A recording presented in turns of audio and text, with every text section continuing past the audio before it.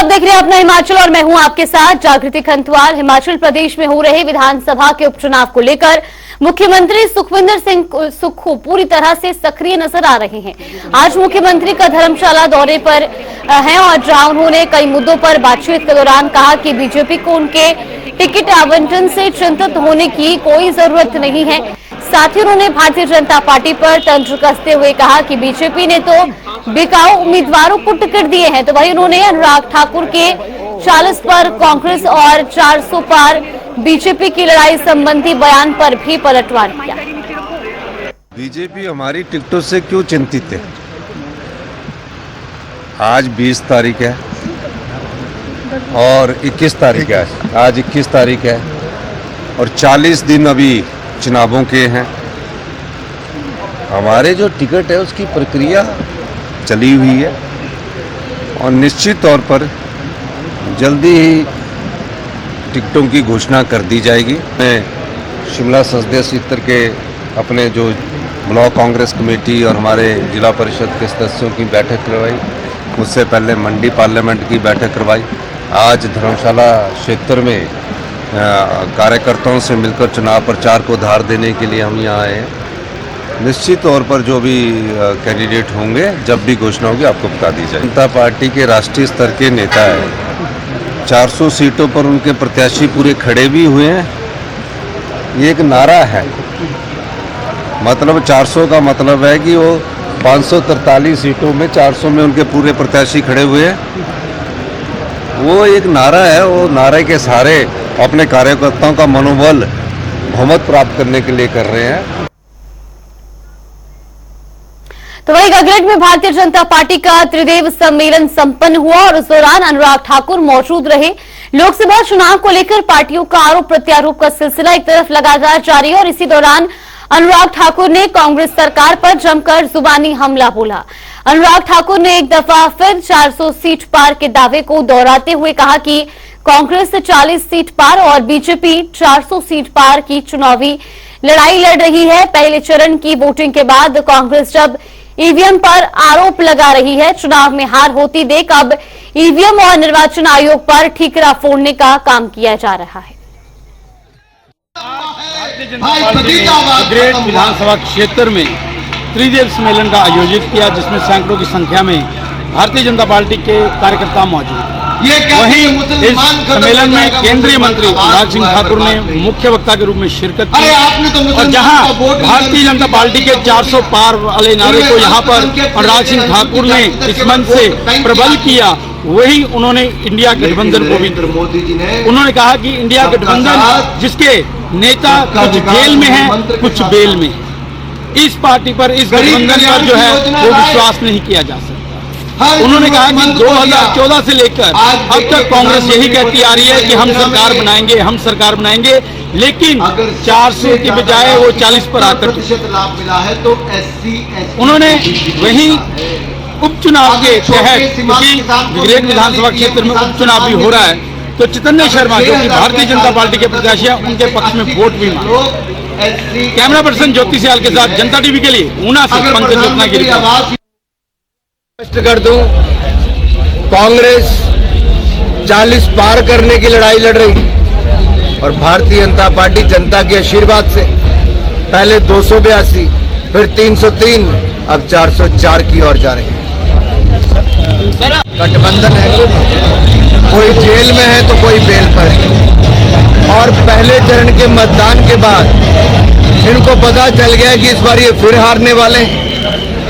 देश की जनता एक बार फिर यूपीए से नाम बदलकर इंडी गठबंधन रखने वाले उन भ्रष्ट चेहरों को नकारने वाली है, क्योंकि वो तुष्टीकरण की राजनीति करते हैं, झूठे वायदे करके मुकर जाते हैं, भ्रष्टाचार के नए आयाम स्थापित करते हैं और देश को कमजोर करने के लिए हर संभव प्रयास करते हैं। तो वही हमीरपुर यूथ कांग्रेस क्लब की ओर से कथित तौर पर कंगना रनौत के खिलाफ डाली गई अभद्र पोस्ट पर नेता प्रतिपक्ष जयराम ठाकुर ने अपनी प्रतिक्रिया दी है और कांग्रेस पार्टी पर जमकर निशाना भी साधा। जयराम ठाकुर ने कहा कि चुनावी दौर में भी हिमाचल प्रदेश के कांग्रेसी नेताओं के पास प्रचार प्रसार के लिए कोई मुद्दा नहीं है। आए दिन बीजेपी की प्रत्याशी कंगना रनौत पर अभद्र टिप्पणियां कर रही हैं और हमीरपुर यूथ कांग्रेस के किसी पदाधिकारी की ओर से कंगना के खिलाफ टिप्पणी व अभद्र फोटो अपलोड किया गया, जिसकी शिकायत बीजेपी ने चुनाव आयोग को सौंप दी है। जयराम ठाकुर ने कहा कि महिलाओं के खिलाफ अभद्र टिप्पणी करने से कांग्रेसी नेता बाज नहीं आ रहे। हिमाचल प्रदेश में ज्यों-ज्यों चुनाव का दौर आगे बढ़ रहा है, कांग्रेस पार्टी बहुत नीचे के स्तर पर कैंपेन को लेकर के ऐसी बातें करने की कोशिश कर रही है, ऐसा लगता है कि उनके पास मुद्दा ही नहीं है। बातें तो कह रहे हैं कि हिमाचल प्रदेश में 15 महीने में सुखू जी की सरकार ने बहुत काम किया, विकास किया, लेकिन मुद्दों पर बात नहीं करके ऐसी बातें कर रहे हैं जो आज विशेष तौर से कांग्रेस के एक पदाधिकारी ने हमीरपुर से सोशल मीडिया में, जो भारतीय जनता पार्टी के मंडी की हमारी प्रत्याशी है कंगना जी, उनके ऊपर जिस प्रकार से टिप्पणी करते हुए उनके फोटो डाले हैं। हमने इलेक्शन कमीशन के साथ भी वो मामला उठाया है, कंप्लेंट की है, शिकायत की है, लेकिन बार बार शिकायत करने के बावजूद भी कांग्रेस के नेता महिलाओं का अपमान करने से रुक नहीं रहे। पहले उनकी एक अभिनेत्री ने मंडी के बारे में टिप्पणी की और मंडी के साथ कंगना रनौत पर उन्होंने टिप्पणी की, जो भारतीय जनता पार्टी की यहां से प्रत्याशी है, और अब कांग्रेस के नेता खुलेआम जो हिमाचल प्रदेश में जो दायित्व पर है। सनातन धर्म में खान पान को लेकर आरएसएस की ओर से संज्ञान लेने के कांग्रेस प्रत्याशी विक्रमादित्य सिंह के बयान पर सूबे में एक बार फिर सियासी माहौल गर्मा गया है, जिसमें नेता प्रतिपक्ष जयराम ठाकुर ने विक्रमादित्य सिंह के इस बयान पर अपनी प्रतिक्रिया दी है। जयराम ठाकुर ने कहा कि आरएसएस को विक्रमादित्य सिंह से मार्गदर्शन लेने की कोई भी आवश्यकता नहीं है।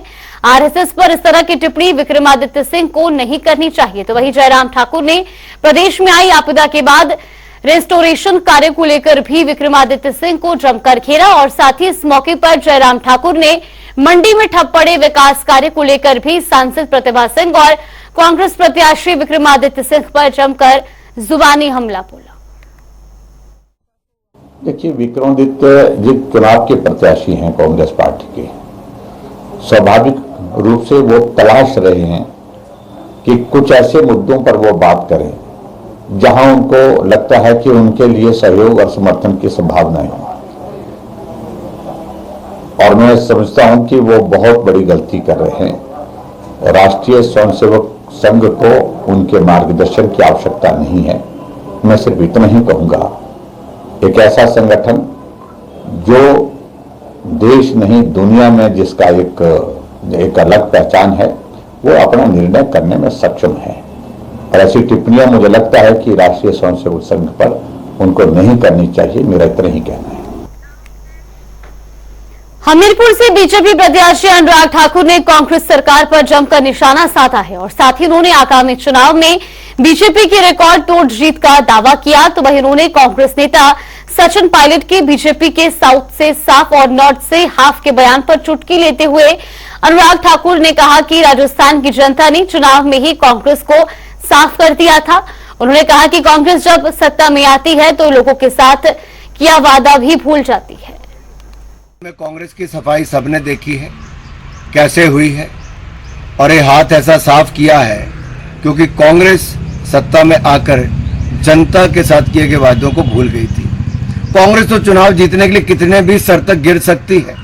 श्रीमान राहुल गांधी जी को जब नॉर्थ ने, अगर इनकी भाषा में कहूं, नॉर्थ ने नकार दिया तो दक्षिण भारत में भी गए और वहां पे भी एसडीपीआई, पीएफआई जैसी संस्थाओं का सहयोग, जो देश के खिलाफ एजेंडा चलाती हैं, जो आतंकवाद का समर्थन करती हैं, उनका समर्थन राहुल गांधी चुनाव लड़ने के लिए लेते हैं और टुकड़े टुकड़े गैंग के लोगों को भी अपनी पार्टी में शामिल करते हैं और अब भारत के टुकड़े करने की सोच रखते हैं। ये वो लोग हैं जो भारत को अलग अलग हिस्सों में बांटने का प्रयास करते हैं, और जब बम धमाके करने वाले हों, पाकिस्तान जिंदाबाद के नारे लगाने वाले हों या महिलाओं का गला रेतने वाले हों, उनको भी संरक्षण देने का काम कांग्रेस पार्टी करती है।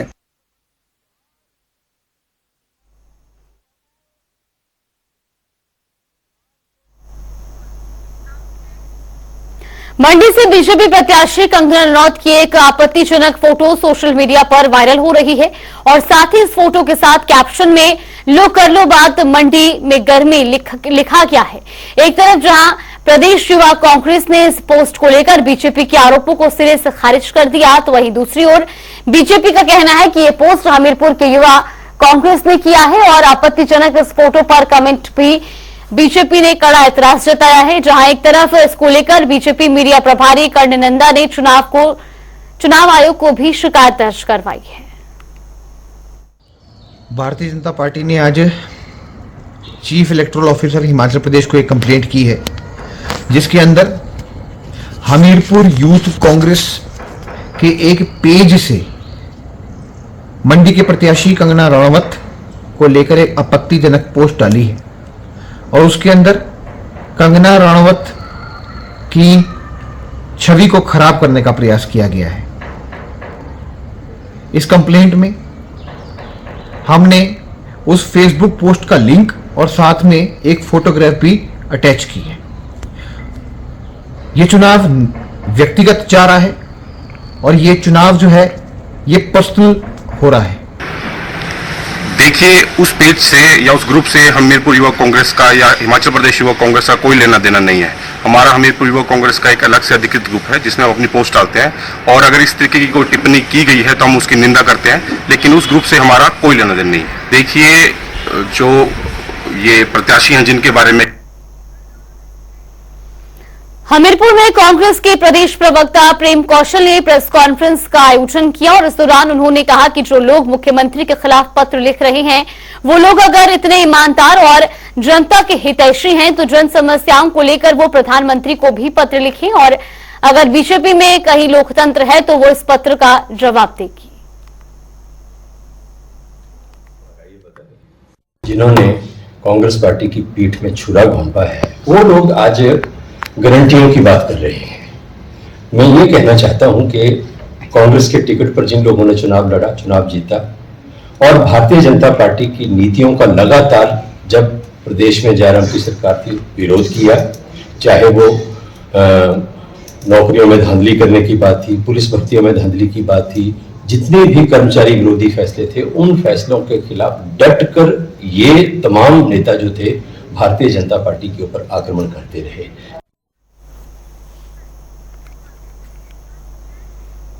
हिमाचल हाईकोर्ट में कांग्रेस के राज्यसभा चुनाव में प्रत्याशी रहे अभिषेक मनु सिंघवी की याचिका पर सुनवाई हुई। पक्ष की दलीलें सुनने के बाद कोर्ट ने राज्यसभा चुनाव में जीते बीजेपी सांसद हर्ष महाजन को नोटिस भी जारी कर दिया है।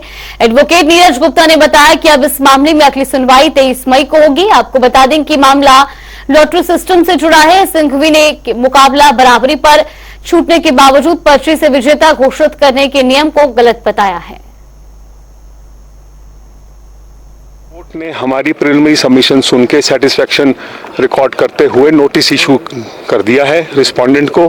अब उनकी तामील होगी, वो आएंगे, क्या कहते हैं उसके बाद की प्रोसेस अब आगे चलेगा। किसे notice issue the elected candidate Shri Harsh Mahajan ji को, ही इज द रिस्पोंडेंट, उनको नोटिस जारी हो गया। 23 मई की अगली तारीख रखी है।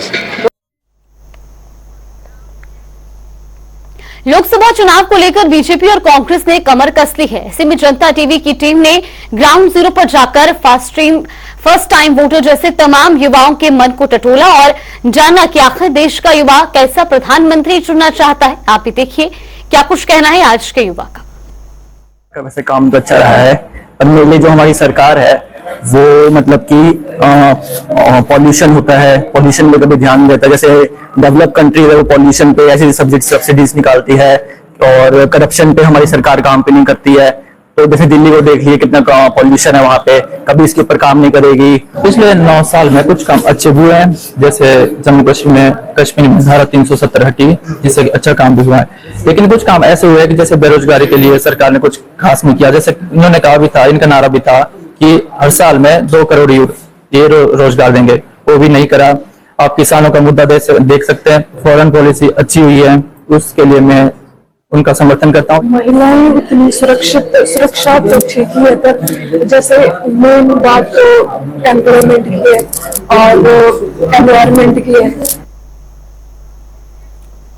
हिमाचल प्रदेश के बद्दी से हिट एंड रन का केस सामने आया है, जहां एक बोलेरो गाड़ी ने बाइक सवार को टक्कर मारी और मौके से फरार हो गया। हादसे में घायल युवक को अस्पताल में भर्ती करवाया गया, जहां से उसे पीजीआई रेफर कर दिया गया, लेकिन करीब 40 मिनट के बाद युवक ने बद्दी अस्पताल में ही दम तोड़ दिया, जिसके बाद परिजनों ने आरोप लगाया है कि समय पर इलाज न मिलने से युवक की मौत हुई है। तो वहीं बद्दी के डीएसपी ने बताया कि यह घटना हरियाणा की है, इसीलिए हरियाणा पुलिस इसकी जांच कर रही है। जल्द ही आरोपी को गिरफ्तार किया जाए। सर वो ना कल वेल्डिंग का काम करके बद्दी से ना आ रहा था और नानकपुर पंप पे ना उतर गया वहां पे और वो घर को जा रहा था सर। ये HB 12 गड्डी है ना 1905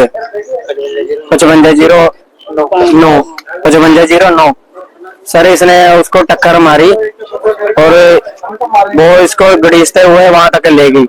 वो थे यही गाड़ी है जी, BSNL वालों की है बद्दी में, ये BSNL वालों की गाड़ी है ये। तो इसके बाद में इन्होंने क्या करा, तो ये कभी कहीं इन्होंने ज्यादा टाइम लगा दिया, तो इन्होंने यहाँ पे बद्दी में रेफर किया हॉस्पिटल में।